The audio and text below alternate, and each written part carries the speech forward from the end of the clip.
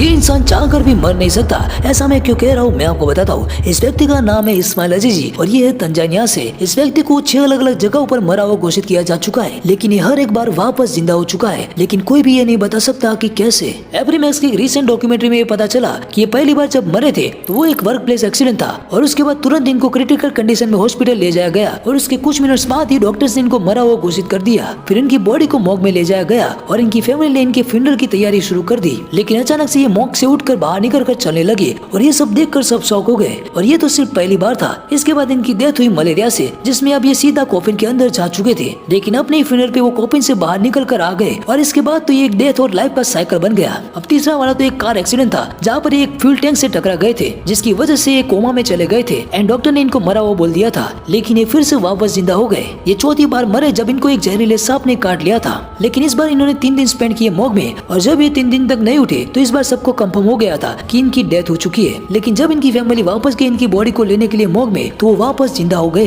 अपनी 5वीं डेथ में तो वो एक टॉयलेट पिट में गिर गए थे, लेकिन इसके बाद भी वो जिंदा बच गए एंड लोगों को अब लगने लगा था कि वो एक विच या विजड़ है। एंड लोगों ने इनके साथ क्या किया पता है? लोगों ने जब वो घर पर थे तब उनके साथ उनका घर जला दिया एंड घर जलाने के बाद वो 6ठी बार मर गए, लेकिन अंटिल वो वापस जिंदा हो गए। और इन सारी चीजों के बाद अब इनको आइसोलेशन में एक घर में रहना पड़ता है जहाँ ये नॉर्मल लोगों की तरह ना ही जॉब कर सकते और ना ही पैसे कमा सकते हैं। और ऐसा इसलिए है क्योंकि एक लोकल लेजेंड बन चुके हैं और किसी को भी इनके पास नहीं रहना।